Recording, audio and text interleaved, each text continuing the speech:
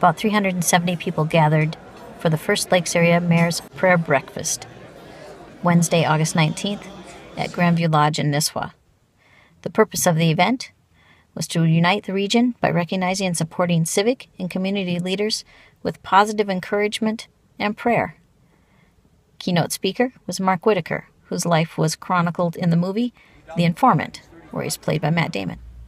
She said, "Mark, the most important thing you need is God in your life."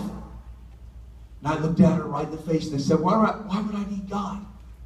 I'm going to be president of the 56th largest company in America. $70 billion company, 30,000 employees.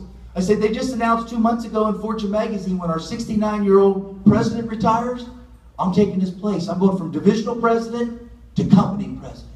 From number 4 to number 2. So why would I need God? She said, "Mark, boy, you need God more than ever."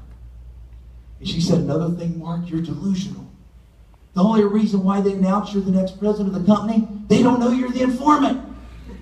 The CEO's been there for 30 years. The 17 board members support him tremendously. When they learn that you've been wearing a wire and being an informant, they're going to fire you. Surely you don't think this is all going to be over with and the 3 top executives go to prison and you walk to work like nothing happened." Filled with what God's done in my life, I just can't imagine not sharing it with the world. And I presented 7 or 8 events a month, 91 last year, 94 this year events, and I just can't think of anything more important. And now for your first annual, a lot of these cities I go to, one was the 49th annual in Omaha, it was the St. Louis, the 38th annual. There's only 2 out of all these years that I've done events that it's a first annual, and it's so wonderful. I'm especially excited about those because it's the start of an event that can transform a city.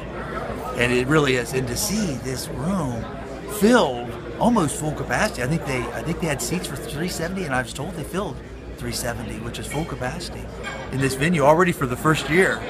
So you guys may have to build a different building because these things can usually normally grow. I do emphasize to the students, especially young people, they're MBAs and they're business students, and they're all eager and their eyes are wide-eyed when I'm showing them the corporate jet and the house I lived in, and I can see it in their eyes. That's what they want. That's what they're looking for. That's what they're going to school for. And I'm able to tell them, I say, boy, just don't go for what the world defines, the way the world defines success. That's what I did do. And it was an empty life. When people would drive by our home for those 7 years, behind those iron gates where we had a security guard and lived in a mansion with an 8-car garage, people would say, that man has everything, 32 years old. And it was an empty life, an empty life. And I tell the young people that go for a life of significance. Go out where you find your true purpose in life. Go where God calls you. And it's so much more important a life of significance than it is the way the world defines success. And I've had both.